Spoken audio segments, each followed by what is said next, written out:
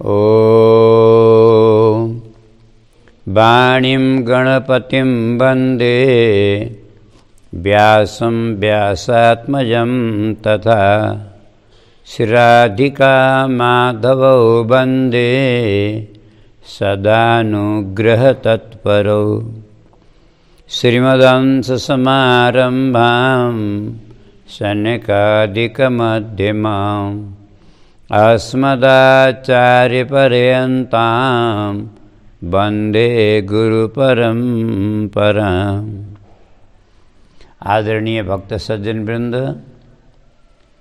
सादर नमन। जय श्री राधे, जय श्री कृष्ण। आउनुहोस् गुरु गोविंद का श्री चरण में प्रणिपात पूर्वक हमें आज को यो भागवत को दिव्य सत्संग कार्यक्रमलाई शुभारंभ गरौं।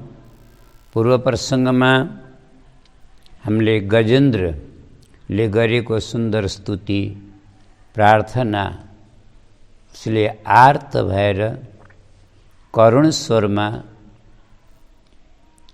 हृदयदेखि नै प्रभुलाई उसले गरेको जो प्रार्थना हो हामी त्यसको श्रवण गर्दै थियौं। उसले कुनै पनि उपाधि नभएको, विशेषण नभएको, कुनै पनि चिन्ह लक्षणहरू नभएको निर्विशेष स्तुति भनिन्छ यसलाई।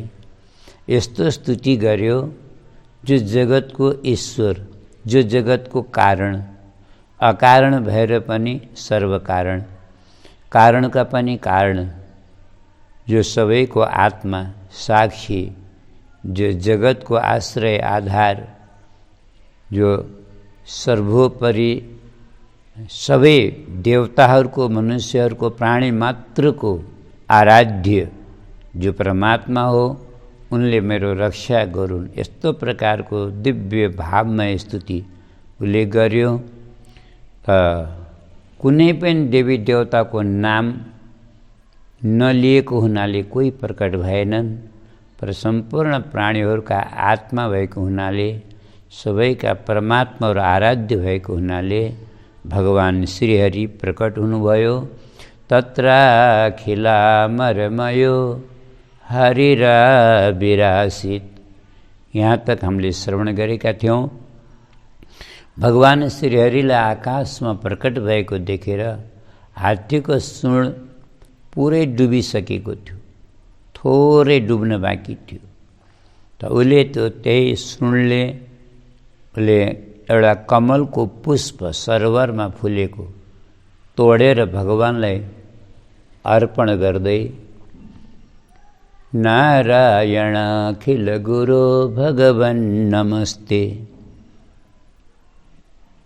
उसले अब के टक्राउन सक्थ्यो, भगवानलाई के उपहार दिन सक्थ्यो, त्यसले के पूजा आराधना गर्न सक्थ्यो जसको चरणग्राहले समातेर तानेर सरोवरमा डुबाइसकेको छ। उसको पासमा वो लाचार थियो, केही उपाय थिएन, केही साधन थिएन, केही सम्भव थिएन। त्यही भएर उसले के गर्यो, उत्क्षिप्यसाम्बुजकरं गिरमाह कृच्छ्रान् नारायण अखिल गुरु भगवान नमस्ते। भगवानलाई त एउटा पूजा चाहिएको होइन, एउटा बहाना चाहिएको। भगवान भन्नुहुन्छ कुनै पनि प्रकारले माध्यमले मेरो जीवात्माले नाम त ल्याओस्, मलाई उद्धार गर्नुको लागि सदा तत्पर छु। भगवान त सदा तत्पर हुनुहुन्छ। भगवानलाई कोही पदार्थ चाहिँदैन, सम्पत्ति चाहिँदैन, भगवानलाई कोही पूजा नियम विधि विधान केही चाहिँदैन। भगवानलाई चाहिन्छ केवल भाव। अगर भाव छ भने भगवानले त आफ्नै श्रीमुखको वचन आफ्नै श्रीमुखले भन्नुभएको छ। के भन्नुभएको छ, पत्रम पुष्पम फलम तोयम यो मे भक्त्या प्रयच्छति। मेरो शरणागत भक्तले श्रद्धापूर्वक एउटा तुलसीको पत्ता, एउटा तुलसीको पत्र मात्रै पनि अर्पण गर्छ भने म त्यससित प्रसन्न हुन्छु। पुष्प, एउटा पुष्प मात्रै चढाउँछ भने पनि म प्रसन्न हुन्छु। तुलसीको त खेर कुरा छोडौँ, भनेको मात्रै होइन, प्रमाण पनि छ। द्रौपदीले पकाएका भाँडामा त्यो पनि माझेर घोप्ट्याएको भाँडामा र एउटा रहेको बचेको शेष सागको टुक्रो त्यो पनि अवशेष त्यो हत्केलामा राखेर एक चुल्लु जल राखेर आचमनी जल राखेर एउटा तुलसीको दल राखेर अनेन पत्रेण त्रिलोकी तृप्यताम भन्दै भगवानले ग्रहण गर्नुभयो। त सारा त्रिलोकीका प्राणीहरू तृप्त भए। भगवान आफू त सन्तुष्ट हुनुभयो, पर सम्पूर्ण ब्रह्माण्डका प्राणीलाई तृप्त गर्नुभयो एउटा सागको पत्ताले। पत्रम पुष्पम, पुष्पको उदाहरण अन्त के नजानी, यहीँ हेर्नु। उत्क्षिप्य साम्बुज करम गिरमहा कृष्ण, एउटा सरोवरमा फुलेको कमलको पुष्पलाई डुब्न लागेको सुणले तोडेर भगवानलाई अर्पण गर्यो त भगवान तुरन्त उद्धार गर्नको लागि प्रकट हुनुभयो। पत्रम पुष्पम फलम, फलका त कति उदाहरण छन्। सबरीको बैरका जुठा बैरका फलले पनि भगवान प्रसन्न हुनुभयो। भगवान श्रीकृष्णले फलवालीको टोकरीबाट फल लिएर उसलाई रत्नले टोकरी भरिदिनु भयो। रत्नैर भाण्ड मपोरी छ। यस्ता कति प्रमाण उदाहरण छन्। कुनै भक्तले श्रद्धापूर्वक समर्पित भावले एउटा फल पनि भगवानलाई अर्पण गर्छ भने भगवान त भन्नुहुन्छ म त्यसको ऋणी हुन्छु। त्यसलाई त कति फल दिनुहुन्छ त्यसको कोही सीमा छैन। भगवान त म त्यसको ऋणी छु भन्नुहुन्छ। तोयम जल, एक आचमनी जलले भगवान प्रसन्न हुनुहुन्छ। प्रमाण चाहियो भने हामी रन्तिदेवको कथा पढौँ। रन्तिदेवले उनको पास केही बचेको थिएन, आधा गिलास पानी बचेको थियो, त्यही भगवानलाई चढाए, भगवानलाई अर्पण गरे। भगवान प्रकट हुनुभयो, वरदान दिनुभयो, अनुग्रह गर्नुभयो। त्यही भएर भगवान त त्यो एउटा कमलको पुष्पले भगवान यति प्रसन्न हुनुभयो, तुरन्तै हात्तीको सुण समातेर आकाशमा उठाउनुभयो। सुदर्शन चक्रले ग्रहलाई शिरच्छेदन गर्नुभयो, कल्याण गरिदिनुभयो। ग्रह पनि त्यो योनिबाट मुक्त भएर आफ्नो दिव्य रूपमा प्रकट भयो। अब यहाँ उद्धार त भगवानले गजेन्द्रको गर्न आउनुभएको, हात्तीको गर्न आउनुभएको। हात्तीलाई सरोवरबाट सुनमा समातेर आकाशमा उठाउनुभयो, तर मुक्ति त पहिला ग्राहलाई दिनुभयो। मुक्ति त हात्तीले भन्दा पहिला ग्राहले पायो। किन? यसमा पनि एउटा कारण छ। किनकि हात्ती त भगवानको भक्त हो, उसले भगवानका चरणको स्मरण गरेको छ। परन्तु आज ग्राह अन्जानमा सही, स्वार्थमा सही, आफ्नो क्षुधा तृप्त गर्नको लागि सही, कुनै पनि कारणले होस्, बहानाले होस्, पर उसले हात्तीको चरण समात्यो। अर्थात् भगवानको चरण समाउनु भक्त हुन्, परन्तु भगवानका भक्तको चरण समाउनेवाला ती परम भक्त हुन्। भगवानको चरण समाउनेवालाको कदाचित उद्धारमा विलम्ब हुन सक्छ, परन्तु जसले भगवानका भक्तको चरण समात्छ उसको उद्धार भगवानले आफ्ना भक्तको भन्दा पहिला गर्नुहुन्छ। यो प्रमाण हो, यो प्रत्यक्ष प्रमाण। भगवानले हात्तीको भन्दा पहिला ग्राहकको बन्धन मुक्त गर्नु, यस संसारबाट मुक्ति दिलाउनु भयो। त्यसपछि गजेन्द्र पनि आफ्नो पशु योनिबाट, त्यो पशु योनिको बन्धनबाट गजेन्द्रलाई पनि भगवानले मुक्त गर्नुभयो। अब यहाँ यति सजिलैसँग मुक्ति हुँदो रहेछ भने नसोच्नु होला, यसको पछाडि कारण छ। यो ग्राह पहिला जन्ममा हुहु नामको गन्धर्व थियो। त्यसको मजाकिया बानी, मजाक गर्ने बानी थियो, उपहास गर्ने बानी थियो। कसै कसैको स्वभाव हुन्छ मजाक गर्ने, जिस्किरहने, सबैसँग मजाक गर्ने, उपहास गर्ने। यसको पनि त्यस्तै बानी थियो। एक दिन देवल नाम गरिएका ऋषि स्नान गर्नको लागि नदीमा आउनुभएको थियो। यो हु गन्धर्व नदीमा भित्रैभित्र आयो, कहाँबाट देखेरै आयो। भित्रभित्र आएर देवल ऋषिको चरण समात्यो, केवल तर्साउनको लागि, डराउन दिन मजाक गरेको उसले। देवल ऋषि त साँच्चै घबराउनु भयो। ग्राहले आएर मेरो चरण समात्यो जस्तो लाग्यो उहाँलाई।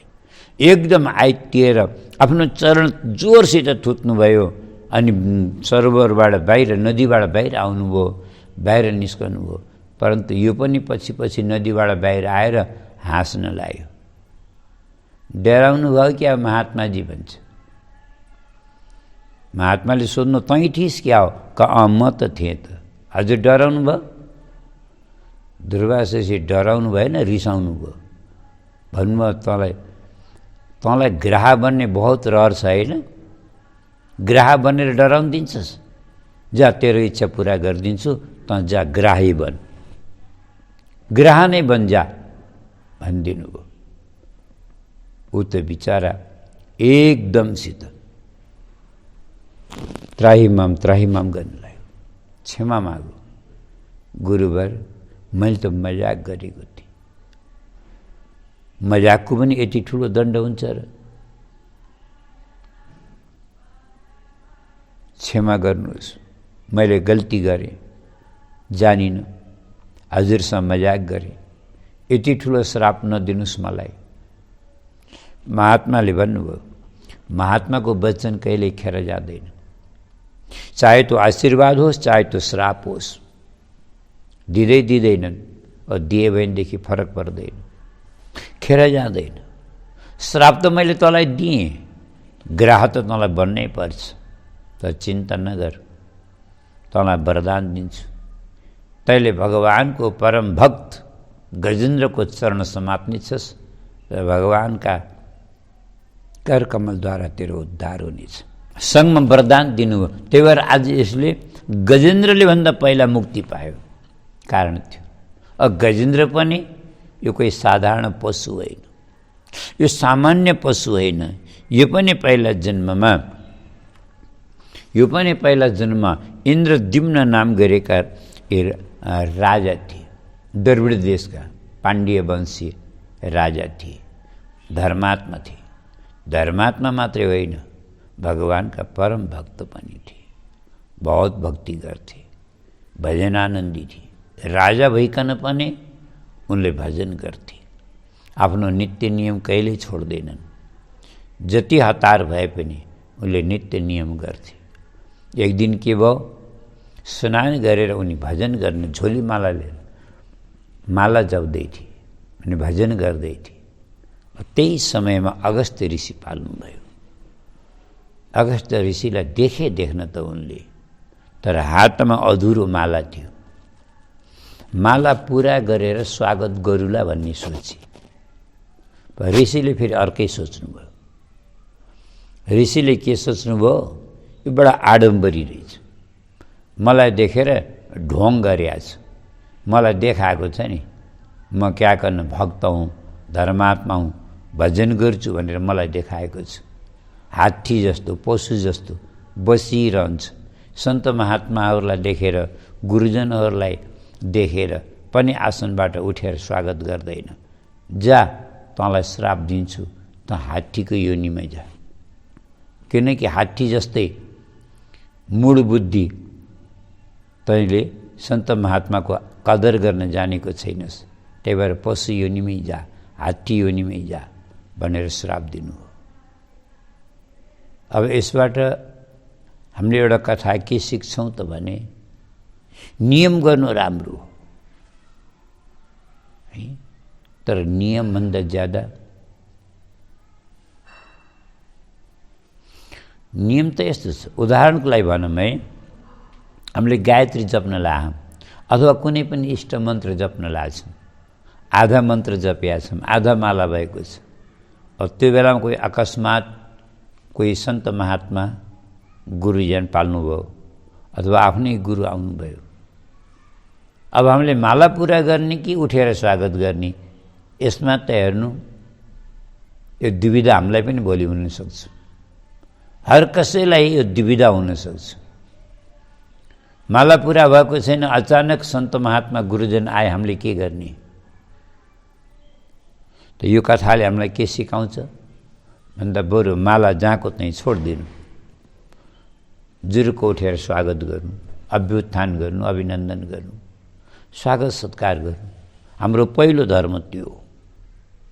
यसबाट हामीलाई हानि हुँदैन, अपितु लाभ हुन्छ।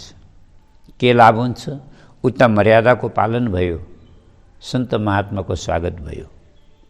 यतातिर जो आधा अधुरो माला जो हामीले जपेका थियौँ, खण्डित बिचमा छोड्यौँ, ठिक छ, खण्डित भयो, व्यवधान भयो। फेरि पछि त्यो माला हामीले पुरा गर्नलाई माला लिएर बस्यौँ भने अब हामीले सोचौँ त्यो माला हाम्रो कहाँ पुगेको थियो भनेर त्यो आधा माला बिचमा खोज्न जान्छौँ, दाना खोज्दै जान्छौँ कि सुमेरुबाट गर्छौँ? दोबारा फेरि सुरुबाटै सुमेरुबाटै गरिन्छ भने पहिला गरेको आधा त फाल्तु भयो नि, एक्स्ट्रा फाइदा भयो नि, अतिरिक्त लाभ भयो कि नै। त्यही भएर सन्त महात्मालाई स्वागत सत्कार गरेर कहिले पनि हानि हुँदैन, अपितु उल्टा लाभ हुन्छ, ज्यादा लाभ हुन्छ। त्यही भएर हामीले स्वागत सत्कार गर्नु नै हाम्रो पहिलो कर्तव्य हो। यो कथाबाट यो शिक्षा मिल्छ हामीलाई, यो शिक्षा मिल्छ। त पछि वास्तवमा महात्मालाई वास्तविकता थाहा भयो कि राजा त्यस्ता होइनन्, परम भक्त हुन्, यिनीबाट अज्ञानमा गल्ती भयो। अब यो दोस्रो कुरा यो पनि शिक्षा मिल्छ यहाँबाट। हेर्नु, मान्छे चाहे जतिसुकै पढे लेखेको विद्वान केलाई नहोस्, राजा महाराजा केलाई नहोस्, पर याद राख्नु होला, पूर्ण कोही हुँदैन, सर्वज्ञ कोही हुँदैन। त्यही भएर गल्ती त, भुलचुक त जसबाट पनि हुन्छ, अरू कहीँ न कहीँ हुन्छ। त्यही भएर कहिले पनि अहङ्कार नगर्नु कि म ठुलो ज्ञानी हुँ, म धेरै पढेको छु, या म कोही राजा महाराजा हुँ। कुनै पनि गुण हुनु त राम्रो हो, भगवानको कृपा हो, पूर्वजन्मको आफ्नो कर्मको प्रारब्धको फल हो, उत्तम हो, तर त्यसको अहङ्कार हुनु, अहङ्कार हुनु त राम्रो होइन नि। त्यही भएर अहङ्कार गर्नु हुँदैन। यसबाट ठुलो शिक्षा मिल्छ, अहङ्कार कहिले नगर्नु। पशु योनिमा पनि अब जब ऋषिले पछि वरदान दिनुभयो, चिन्ता नगर, तँलाई अन्तिम समयमा भगवानको याद आउनेछ। और अन्तिम समयमा भगवानको याद आउनु नै जीवनको सबभन्दा ठुलो लाभ हो। हामीले भागवत नै प्रसङ्ग सुनिसकेका छौँ बार धेरै बार। जन्म लाभ पर पुंसाम, जन्मेको लाभ के हो? मनुष्यको लाभ के हो? यो जीवनको सबभन्दा उत्तम लाभ के हो? जन्म लाभ पर पुंसाम अन्ते नारायण स्मृति। मर्ने बेलामा भगवानको नाम आयो भने यो सबभन्दा ठुलो लाभ हो। यदि मर्ने बेलामा भगवानलाई जसले बिर्सन्छ त्यसले हजारौं वर्ष तपस्या गरेको भए पनि केही फाइदा छैन, केही लाभ छैन। मान्छेले धर्मकर्म त दिनरात गरेका हुन्छन्, तर मोह माया छोड्न सकेका हुँदैनन्। मर्ने बेलामा मोह मायाले गर्दा भगवानको याद आउँदैन, संसारको र संसारीको याद आउँछ, धनजनको याद आउँछ। त्यही भएर मान्छे मोह मायाले गर्दा मान्छेको प्राय पतन हुन्छ। त्यही भएर अन्तिममा भगवानको याद आउनु बहुत ठुलो कुरा हो, बहुत ठुलो लाभ हो। यो पूर्व जन्मको भगवान श्री हरिको आराधनाको कारणले गर्दा भक्तिले गर्दा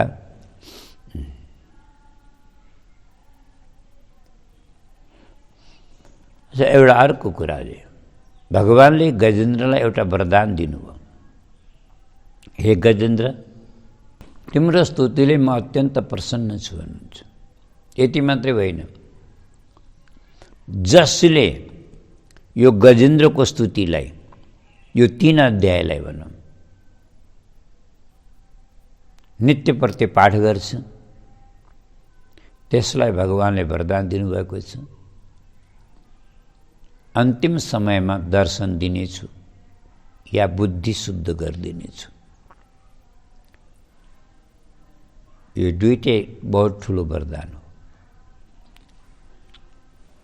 तेषां प्राणाते चाहम एमां स्तुवन्त्यनेनांग प्रतिबुद्ध निशाते तेषां प्राणाते चाहम ददामि विमलां मतिम।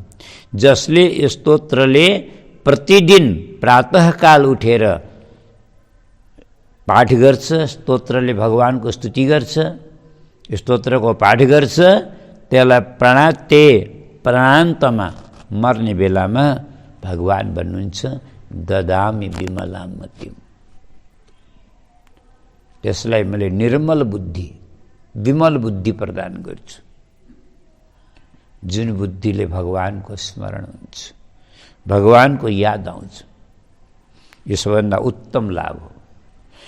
सुखदेव स्वामीले यसरी राजा परीक्षितलाई यो गजग्राहको कथा पूर्व जन्म सहित वर्णन गर्नुभयो।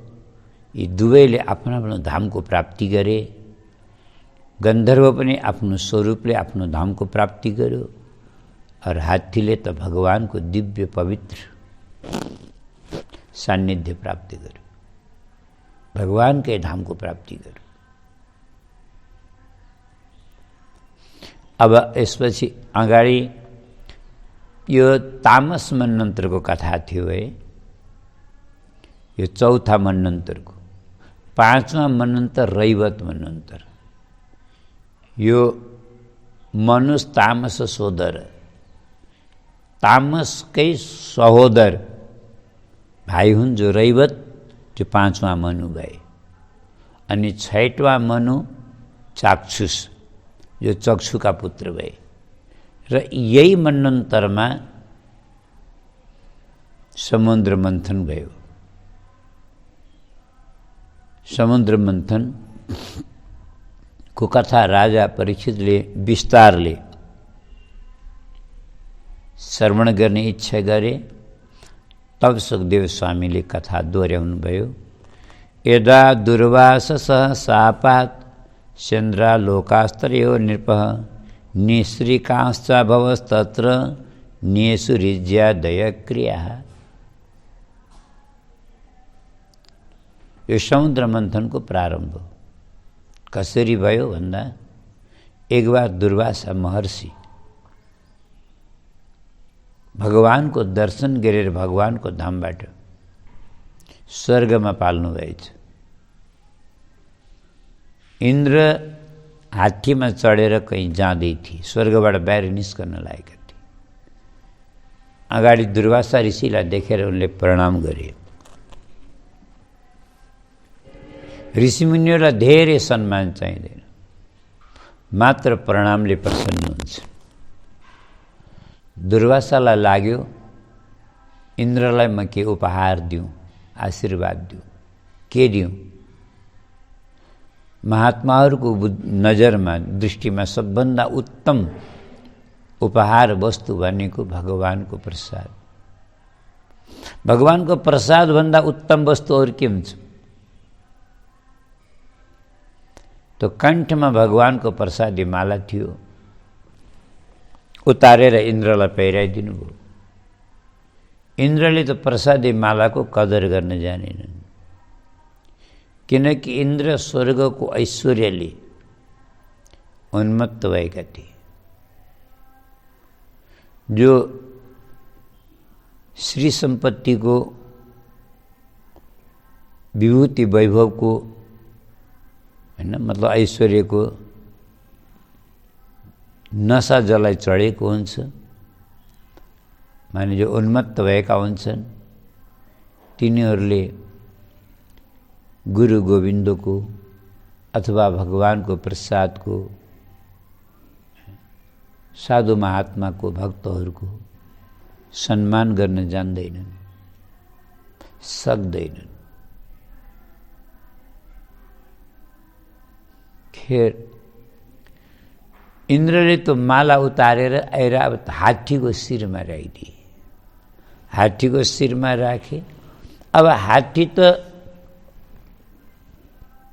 जड पशु योनि हो, वो त जड बुद्धि, पशु बुद्धि हो।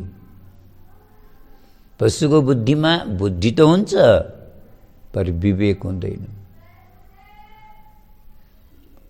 उसले त सुनले त मालालाई उतारेर आफ्नो पैर मुनि ल्याएर कुल्च्यो।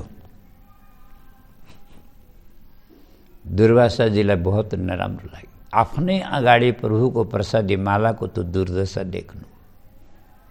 अब यो कथाबाट हामीले ठुलो कुरा सिक्नुपर्छ, बहुत आवश्यक कुरा हो। हामी कहिले कदाचित मठ मन्दिरमा गयौँ, सन्त महात्मा गुरुजनलाई भेट्न गयौँ, दर्शन गर्न गयौँ, कहीँ सत्सङ्ग गर्न गयौँ, अथवा कहिले आफ्ना गुरुका पासमा गयौँ। संयोगले महापुरुषहरूद्वारा कोही प्रसादी मिलो, फल मिलो, फूल मिलो, माला मिलो भने त्यसलाई सम्मान गर्नुपर्छ, कदर गर्नुपर्छ। एउटा फूल माला पनि यदि प्राप्त हुन्छ भने, अझ कहीँ मान्छेको बानी हुन्छ, सरदा गरेर माला पहिराइदियो, 1 मिनट पनि कण्ठमा घाँटियाँ राख्दैन, तुरुन्तै उतारेर आफूलाई नजानी के सोच्छ। एकछिन घाँटीमा राखेर के जान्छ? त्यो पनि मन्दिरबाट भगवानको कण्ठबाट उतारेको प्रसादी माला ले त कल्याणै गर्छ नि। अथवा ठिक छ, धेरै बेर पहिर्न मन लागेन अथवा अप्ठ्यारो लाग्यो, सङ्कोच भयो भने पनि त्यो मालालाई उतारेर हामीले झोलामा राख्न सक्छौँ, हैन? आफ्नो जेबमा राख्न सक्छौँ। घरमा गएर त्यो मालालाई कहीँ शुद्ध पवित्र ठाउँमा राखिदिनु, कहीँ नदी गङ्गाजी पाए प्रवाहित गरिदिनु, कसैले नकुल्चने ठाउँमा, फोहोर मैला नभएको ठाउँमा ल्याएर राख्नु, मालालाई प्रणाम गरेर राखिदिनु। कतिपय भक्तहरूले त यति श्रद्धा गर्छन्, आफ्नो सिरानी मुनि राखेर सुत्छन्। यो गुरुजनको महात्माको प्रसादी हो भनेर, प्रभुको प्रसादी हो भनेर श्रद्धा गर्छन्, सिरानीमा राखेर सुत्छन्। हुनसक्छ राति भगवानको याद आउला, सपनामा दर्शन होला, नभए भगवानको स्मरण होला, केही पाप नाश होला, हैन? बिस्तरै पवित्र होला। कतिले त तिजोरीमा ल्याएर राख्छ, अथवा धेरै पुरानो भयो भने गङ्गाजीमा ल्याएर विसर्जन गर्छन्, अथवा कुनै शुद्ध ठाउँमा सेलाइदिन्छन्, पवित्र ठाउँ। त्यो हामीले यस कथाबाट सिक्ने कुरा यही हो, प्रसादको कदर गर्न सिकौँ, प्रभुका कृपाको कदर गरौँ। यहाँ यही गल्ती हो, इन्द्रद्वारा मालाको अपमान भयो। दुर्वासा ऋषिले तुरन्त श्राप दिनुभयो। हे इन्द्र, यो सब तिम्रो स्वर्गको ऐश्वर्यको नशा तिमीलाई चढेको छ, उन्मत्त भएर प्रसादको अनादर गर्यौ, म तिमीलाई श्राप दिन्छु। तिम्रो श्री, तिम्रो ऐश्वर्य, तिम्रो सम्पत्ति सब नष्ट होस्। यसरी श्राप दिएर जानु। जो असुरहरूलाई यो कुरा थाहा भयो, तुरुन्तै स्वर्गमाथि आक्रमण गर्न आए, चढाइ गरे। अब दुर्वासा ऋषिका श्रापले गर्दाखेरि देवताहरू पराजित हुनु पर्यो। सन्त महात्माको श्राप व्यर्थ जाँदैन। भगवानको प्रसादको अनादर और दुर्वासा ऋषिको श्रापले गर्दा आज देवताहरू स्वर्गमा राज गर्नेवाला देवताहरू आज हिमालयका कन्द्रामा गएर भट्कन लागे। इतस्तत दुःख पाए। स्वर्गमा असुरहरूको राज भयो। कालान्तरमा यी सबै देवताहरू ब्रह्माजीका पासमा गए। ब्रह्माजीले भन्नु हो, हेर देवता हो, मैले त केही गर्न सक्दिनँ। हे देवता हो, हामी सबै यहाँ तक कि भगवान शङ्कर, तिमीहरू, म एवं असुर, मनुष्य, यी सबै प्राणी भगवानको एउटा अंश मात्रले हामी सबै रचित भएका छौँ। हामी शक्तिमान भएका छौँ। प्रभुका कृपाले मात्रै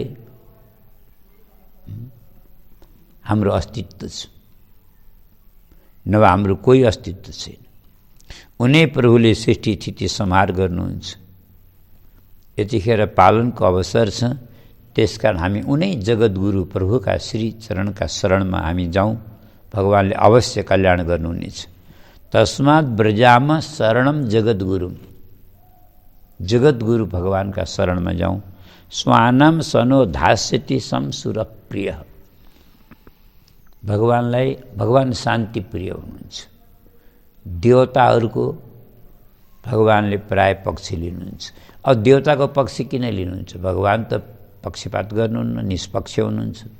भगवानले देवताको पक्ष लिनुभएको होइन।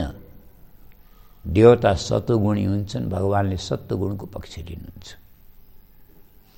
भगवानले धर्मको पक्ष लिनुहुन्छ, भगवानले न्यायको पक्ष लिनुहुन्छ। भगवानले सज्जनताको, सज्जनको होइन सज्जनताको पक्ष लिनुहुन्छ। त्यही भएर हामी सबै जाउँ भगवानको पासमा। क्षीरसागरमा गएर देवताहरूले बडा सुन्दर स्तुति गर्छन्। अब अस्तु अगाडिको प्रसङ्ग अर्को भागमा निवेदन गरौँला। भले भक्तवत्सल भगवानको